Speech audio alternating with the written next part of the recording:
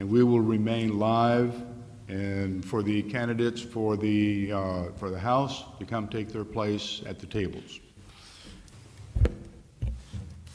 And this is a continuation of the first Democrat Political Forum hosted by the Saco Bay Dems, and we are still in the council chambers of the Saco City Hall, and with us today is the only candidate that is present for the House in District 134, and his opponent has been sprayed by a skunk and unfortunately was not able to be here, and I'm not so sure that we're not grateful that she's not here.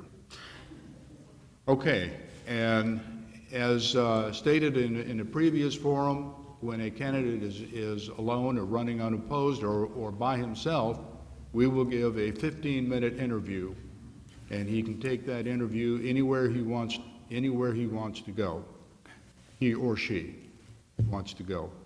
Bearing that in mind, Justin, please tell us about yourself, and I would like to hear you answer the question about the critical remarks that have been made about your age. Mm-hmm. Definitely. And with that, I'll turn the floor over to you. Thank you, Roy, and thank you for the Saco Bay Democrats for putting this forum on. It's too bad my opponent can't be here. My name is Justin Chenette, and it's great to be on TATV as well for those watching at home. It's been a staple of my journalistic career for the past 8 years, so it's nice to be back on the air. I don't have to tell you twice that Maine is facing some difficult choices ahead. Forbes ranked the business climate last in the entire country. Young people are leaving the state in record numbers because they can't find a job or educational opportunities. Senior citizens are being cut from health care. There's individuals that have to make the difficult choice between heating their homes, putting food on the table, and buying the high cost of prescription drugs. This election is really important. Now, we hear that every election cycle. This is the most important election cycle. But it really is. And it's critical that the Democrats take back the House and the Senate to hip-check our Tea Party activist governor that has really taken the state in the wrong direction. And so I think it's critically important to send somebody not only against the Republican in the fall, but also to the State House that has the experience necessary to create positive change. My experiences are in both local and state government. I'm the only one in the race with both of those qualities, having served on the Maine State Board of Education, being appointed by Governor John Baldacci, touring the state, representing over 200,000 students and teachers from all across the state when formulating educational policy and figuring out what works and what doesn't work in our education system. Also, here at City Hall, I've been an intern and a communications committee member working to facilitate change in that regard. Also, as a youth organizer for the Democratic Party, energizing and mobilizing and registering to vote many young people that for so long have felt shut out of the political process. Also, as a communications director for Representative Linda Valentino's re-election campaign. But I think the highlight is I've been a journalist for the past 8 years and holding many of the people that you've seen up here on the stage today accountable, both as Democrats and Republicans. I've held both accountable from a journalistic standpoint, and I think it's high time that we have that journalistic accountability in a governmental sense in Augusta. I think that would serve us really well, because it's not about the D or the R, it's about doing what's right for Maine people. About my age, it gets brought up a lot. I have spiky hair, go figure. And it's one of those things where, you know, my opponent likes to talk about life experience. Well, my experiences have prepared me to take on this role. Again, I've actually served in local and state government. I've held other leaders accountable. I can clearly articulate our core democratic principles while not being afraid to reach across the aisle to get the job done. That's why a number of individuals that have joined my coalition are independents and Republicans, because they like my message that we got to get down to brass tacks and solve issues. What I can do is foster an environment where we bring together to the table educators, business leaders, average citizens, and the bureaucrats to the same table to develop and demand solutions that work. And that stems from a background in communications. That's not about politics or power plays. That's about common sense leadership. And that is what we need in Augusta. So when somebody brings up my age, they just need to look at my resume, because that will stand for itself. But I'll keep talking because the moderator's not here. We do...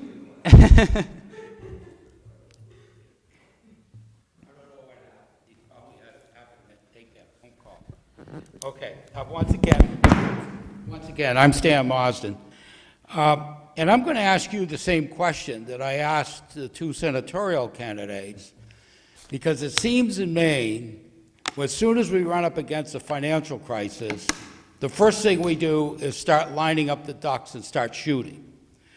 And the end result is many of those who are most in need are the ones most hurt.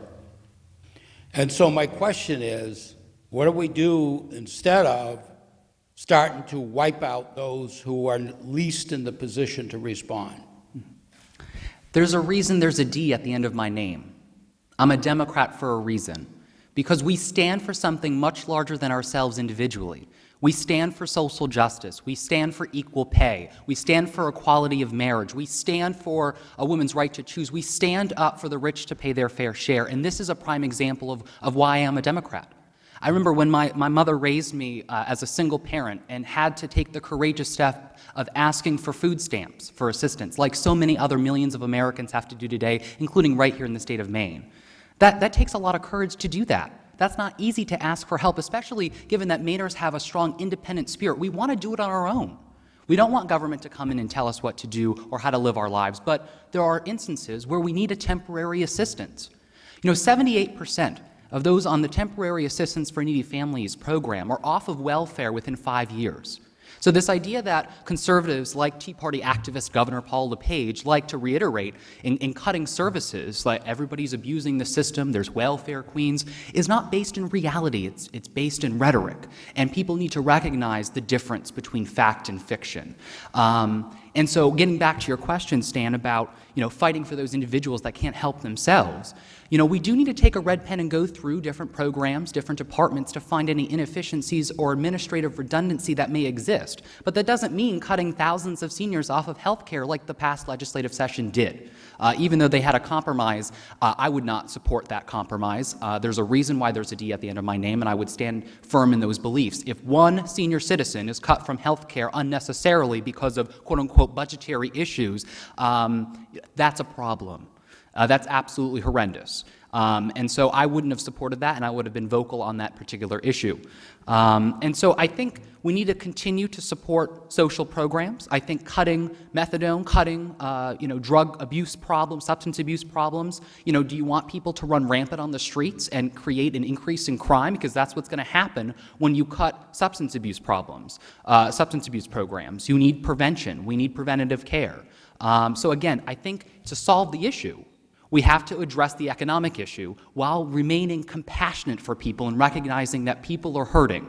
And we have to kind of bring that common sense leadership to Augusta when reaching across the aisle. I mean, it's hard to reach across the aisle, though, where the Republicans are steadfast in basically not showing that compassion and saying, well, you could just do it on your own. You can pull yourself up from your bootstraps. Well, sometimes when you have an unemployment rate in this country, 1 out of 10 people don't have a job.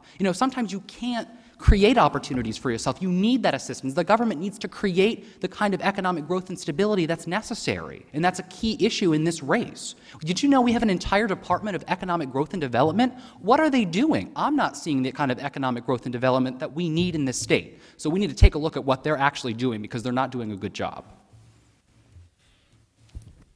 Okay, and I thank you, and that concludes the forum for today.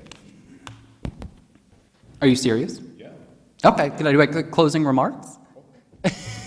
You've had 15 minutes to close. Okay. Oh. Okay, go ahead. Oh, I'm sorry. Well, there's a lot of issues at stake.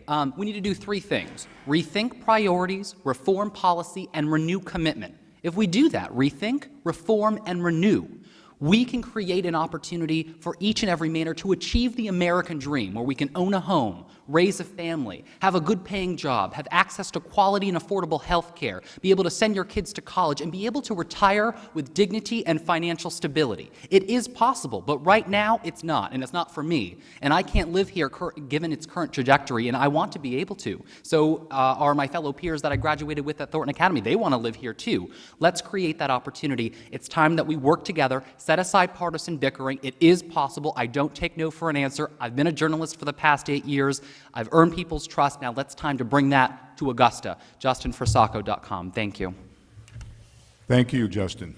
And this is really the final conclusion for the forum.